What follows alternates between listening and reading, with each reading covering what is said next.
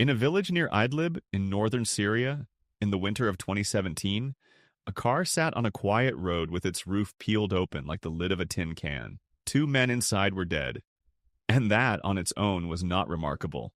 This was Syria in the middle of a war, and cars full of men died there every day.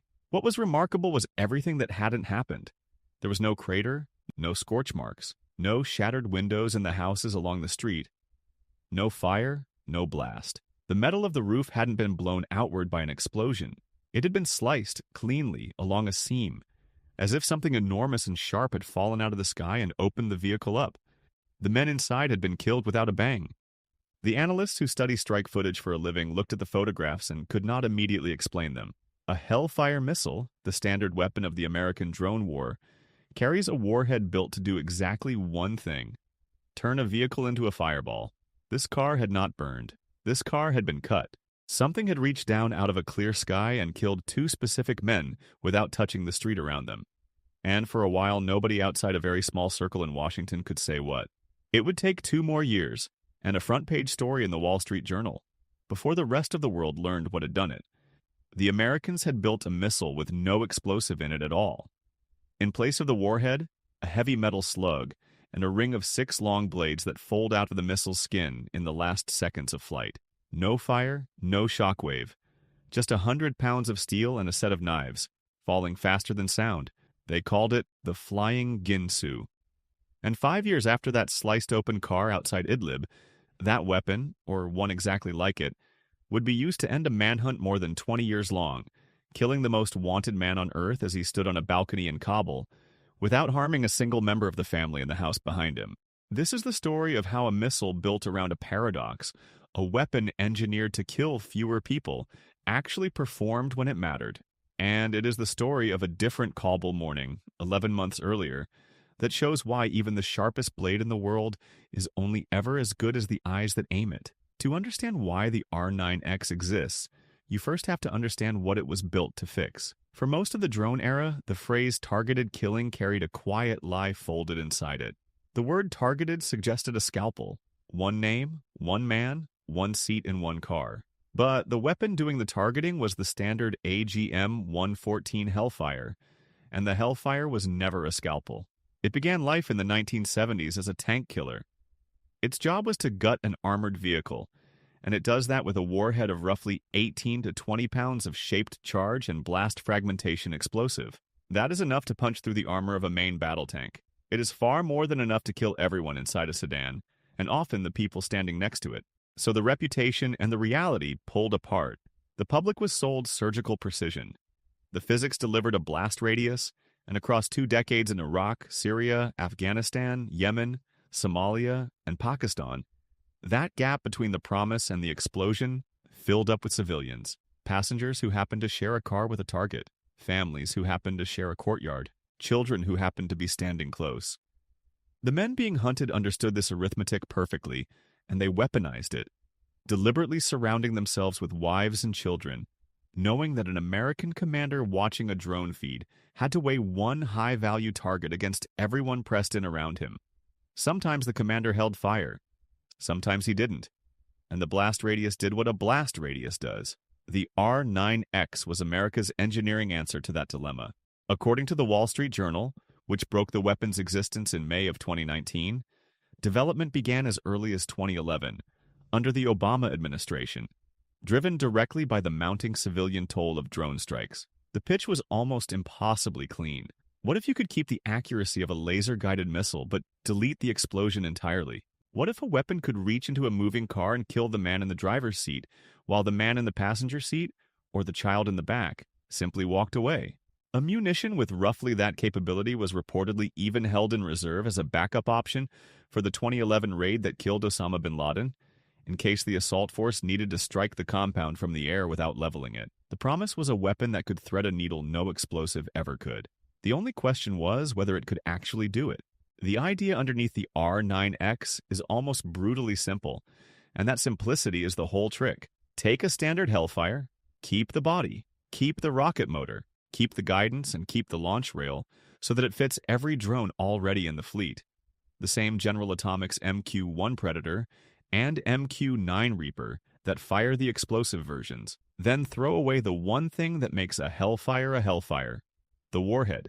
Where the explosive charge used to sit, the R9X carries what analysts describe as an inert slug, a dense block of metal.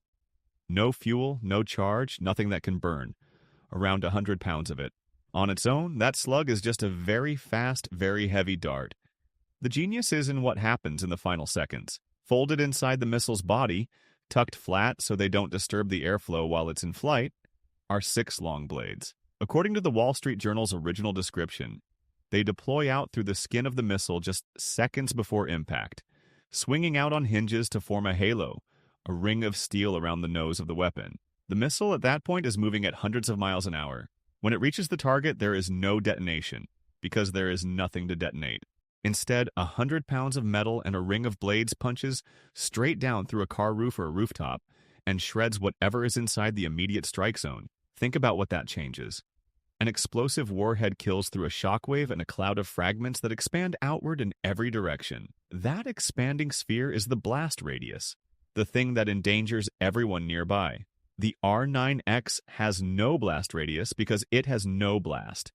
Its lethal reach is quite literally the length of a blade. Step outside that ring, be in the next seat, be in the next room, be on the far side of a balcony wall, and the weapon that just killed the man beside you may never touch you. It is guided, analysts believe, the same way as its explosive cousins by semi-active laser, with the possibility of some added refinement to place it on an exact point of a moving vehicle. But the revolution isn't the guidance, it's the deletion of the bang. None of this, it's worth saying very clearly, comes from the Pentagon. The United States government has never officially detailed how the R9X works. Not the blade count, not the mechanics, not even a clean, on-the-record admission that it exists in the form the public believes. Almost everything we know was reverse-engineered by journalists and open-source analysts from 2 sources: anonymous officials and wreckage. Investigators at Bellingcat and the open-source munitions portal learned to recognize the weapon by its debris: a central hub, blade rails with little circular cutouts drilled into them to save weight, a distinctive red spherical component, a pressurized accumulator, though that particular part shows up on other Hellfire variants too, so it isn't proof on its own. The real fingerprint, the thing that gives it away every time, is the wound it leaves. A roof punched through and sliced open. No scorching, no fire, no crater.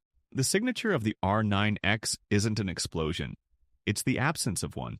The first time the world saw that signature, without yet knowing what it was looking at, was that car near Idlib in February of 2017. The man inside was Abu Khayr al-Masri, the deputy leader of al-Qaeda. The roof was opened. There was no blast. Analysts at the outlet then known as the War Zone flagged the anomaly almost immediately.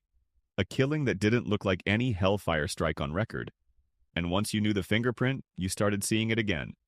In Yemen, in January of 2019, the weapon is believed to have killed Jamal al-Badawi, one of the men indicted for the bombing of the USS Cole. That same month, a suspected Taliban commander in Afghanistan.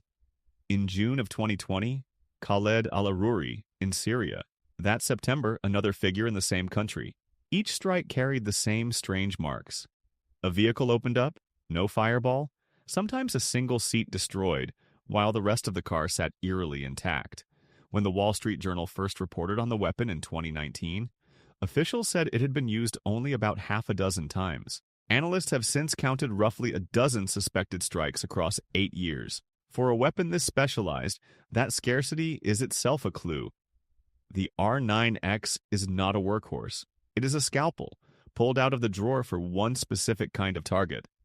One man, in a place where the people around him must not be harmed. Which brings us to a balcony in Kabul and the early morning of the 31st of July, 2022. In an upscale neighborhood called Sherpur, in a safe house reportedly owned by an aide to a senior figure in the Haqqani network, an old man had settled into a routine. He was 71 years old. He wore thick glasses. He had spent more than 2 decades as the most hunted man in the world. First as Osama bin Laden's deputy, the physician and ideologue who helped build al-Qaeda, and then, after bin Laden's death, as its leader. His name was Ayman al-Zawahiri, and American intelligence had lost him for years. Now the CIA had found him. Not at first by finding him, but by finding his family. They tracked his wife and daughter relocating to the Kabul house after the Taliban takeover. Then Zawahiri came in from Pakistan to join them. And then the agency did the patient, methodical, deeply unglamorous thing that modern targeting actually is. They watched. For months, they built what intelligence officers call a pattern of life. They learned that Zawahiri never left the house, but they also learned that he liked to step out onto the balcony, alone, to read. That balcony became the entire operation. Because the family was inside, and the family was not the target, the whole plan hinged on catching him in the one place where he stood apart from them. The National Geospatial Intelligence Agency built a physical scale model of the building, and on the 1st of July, President Biden sat and studied it. The rooms, the balcony, the angles. Before authorizing the strike weeks later, on the 25th, after his intelligence chiefs, the CIA director, the director of national intelligence, and the head of the Counterterrorism Center, gave unanimous approval. Reporting says Biden pushed hardest on two questions: the risk to the family and the legal basis for the strike. At 18 minutes past 6 in the morning, local time, Zawahiri stepped out onto the balcony. 2 Hellfire missiles came off the drone. And here is the detail that tells you exactly which weapon this was. When it was over, the balcony was damaged, the railing and the spot where Zawahiri had been standing. But the building behind it was intact. The windows, the walls, the rooms where his wife and daughter and grandchildren were. A senior administration official said the family members were purposefully not targeted and were unharmed. Photographs that circulated afterward showed precisely that. A scarred balcony bolted onto a structurally whole house. No collapse, no fire, no blown-out floor. The United States never officially confirmed which missile it used, but a Special Operations Command spokesman, asked about the R-9X directly, declined to confirm the variant while confirming something adjacent, that the weapon is in that command's inventory. The physical evidence and the outcome point in one direction. A man killed on a balcony and a family untouched a wall away is the R-9X's entire reason for existing. President Biden announced it the next day. Justice has been delivered, he said, and this terrorist leader is no more. If you're the kind of viewer who wants the real engineering and the honest record, not the recruiting poster version and not the conspiracy version, subscribe. We stay on the machine and the evidence. Now, back to it, because the record doesn't stop there, and the story gets harder from here. The strikes continued after Zawahiri. In February of 2024, the weapon is believed to have killed a commander of the Iraqi militia, Kataib Hezbollah, on a street in Baghdad. A single vehicle precisely opened, the rest of the street intact. And in February of 2025, a strike on a leader of a group called Huras al-Din in Syria became notably the first time U.S. Central Command released video footage of what appears to be an R-9X strike. After years of total official silence about the weapon, that release may have been the first small crack in the wall. Put the whole record together and a picture forms. Across roughly a dozen strikes over 8 years, the R-9X did the narrow thing it was built to do. It reached specific men in specific vehicles and on specific rooftops, and it did it, again and again, without the fireball a normal Hellfire leaves behind. On the exact question its engineers set out to answer, can you kill one man without the blast that endangers everyone near him? The combat record says yes. But that is the narrow question. And a weapon this precise invites a much harder one. Because here's the thing about a surgical instrument. It can only ever cut where you aim it. Start with the honest caveats about the weapon itself. Almost everything confident-sounding that gets said about the R-9X, the 6 blades, the 100-pound slug, the exact mechanics, is reconstruction, not disclosure. It comes from anonymous officials and from analysts staring at wreckage, not from any Pentagon spec sheet. And that uncertainty has real consequences for what people believe. When Iranian General Qasem Soleimani was killed in Baghdad in January of 2020, a lot of early observers assumed the ninja bomb had done it. It is probably the single most repeated claim about this weapon. But look at the evidence. The target vehicle burned. An inert, non-explosive warhead does not start fires. Later analysis, including from the war zone and from defense reporters, concluded that strike more likely used a different missile entirely. The AGM-179, the JAGM. So, if you came into this certain the R-9X killed Soleimani, that's the popular version. And the physical evidence points the other way. Not every low-signature strike is a blade missile. The absence of official confirmation cuts in every direction. But the deeper problem isn't which missile hit which car. It's the sentence the entire R9X story quietly rests on, that the man on the balcony is the right man, because the blade solves the blast. It does absolutely nothing about the intelligence. The weapon removes the physics of collateral damage. It cannot remove the possibility of aiming at the wrong roof, and we know precisely what that looks like because it happened in the same city, on a different morning, just 11 months before Zawahiri. On the 29th of August, 2021, in the last chaotic days of the American withdrawal from Afghanistan, 3 days after an ISIS-K suicide bombing at Kabul airport had killed 13 U.S. service members and scores of Afghans, an MQ-9 Reaper tracked a white Toyota Corolla for about 8 hours. American analysts had convinced themselves the driver was an ISIS-K facilitator, and that the containers he was carrying to his car were explosives. They fired a Hellfire. The driver was a man named Zamari Ahmadi. He was an aid worker for an American aid organization. The containers were water. The strike killed 10 people, 7 of them children. The Pentagon first called it a righteous strike. Then, as New York Times and Washington Post investigations took the official account apart piece by piece, showing there had been no secondary explosion, showing the explosives were water canisters, the head of Central Command, General Kenneth McKenzie, stood up and named it. The strike was a tragic mistake, he said. An Air Force Inspector General review found execution errors and confirmation bias. Analysts seeing what they had already decided they would see, but concluded there had been no violation of the law of war and no negligence. No American was ever disciplined. And the condolence payment the Pentagon promised the family by later reporting was never even confirmed as paid. Now hold those two Kabul strikes side by side, because together they are the whole truth about this weapon. In one, the most advanced precision munition in the American arsenal killed one man on a balcony and left his family a wall away, untouched. 11 months earlier, a standard Hellfire aimed by people who were certain and wrong killed 7 children in a courtyard. The difference between those 2 mornings was not the missile. It was the intelligence. As Letta Taylor of Human Rights Watch put it, the weapon is only ever as good as the intelligence used to guide it. The blade removed the blast radius. It could never remove the human being deciding which roof to point it at. So here's the question I actually want your answer to, and there is no clean version of it. Does a weapon that can kill one man without harming his family make targeted killing more moral because it spares the bystanders? Or does deleting the collateral damage just make the strike easier to reach for and easier to get wrong? If you've followed these strikes, or you have a view on where that line sits, put it in the comments. The record on these weapons is still being written. So where does the R9X actually stand as a weapon? Judge it on the narrow engineering problem it was built to solve, and it is one of the most successful specialized munitions of the entire drone age.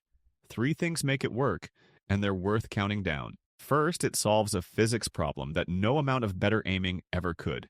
You cannot aim an explosion to spare the passenger seat. The R9X doesn't try. It deletes the explosion. Second, it costs almost nothing extra to field. It rides the same drones, the same launch rails, the same laser guidance as every other Hellfire. No new platform, no new training pipeline, no new anything. It is functionally a warhead swap. And third, the sharpest one, it quietly changes the political math of a strike. A commander who no longer has to accept a courtyard full of dead civilians to reach one man is facing a completely different decision. That is the R9X's real power. It is also its real danger. So here's the verdict, plainly. As an instrument, the R9X is close to exactly what its designers promised, a way to kill one person and spare the people beside them. But an instrument does not choose its own target. This is the best answer anyone has built to the blast radius problem, and it is no answer at all to the harder problem, the human one, of being certain you have found the right man. It made the scalpel sharper. It did nothing to make the surgeon's hand steadier. Today, the R9X remains in the American inventory, still almost entirely unacknowledged, still pulled out only for the rare strike where one life must be taken, and the ones around it spared. That 2025 video release by Central Command may be the beginning of the government admitting on the record what analysts pieced together from wreckage years ago. And the idea has already spread. Turkey has fielded its own bladed blast-free munition, a derivative it calls neşter, the Turkish word for scalpel. Proof that once the concept was revealed, it was simply too useful to stay uniquely American. Which takes us back to that car outside Idlib in the winter of 2017. The roof sliced open, no crater, no fire. A killing the experts couldn't at first explain. We can explain it now. It was the first visible fingerprint of a weapon built around a paradox, an act of violence engineered, above everything, to be smaller. A missile that kills with knives instead of fire so that it kills fewer. And the strange, uncomfortable truth of the R9X is that it delivers on that promise almost perfectly, right up to the exact edge of the one thing it was never designed to touch, which is whether the man in its sights was ever the right man at all. The blade is only ever as good as the eyes behind it, so tell me where you land. Is a weapon like this a real step toward a more precise, more accountable way of war? Or just a more comfortable one? Argue it in the comments. And subscribe to Combat Proven for the real combat record. Every side, no propaganda. The next system is already in the queue.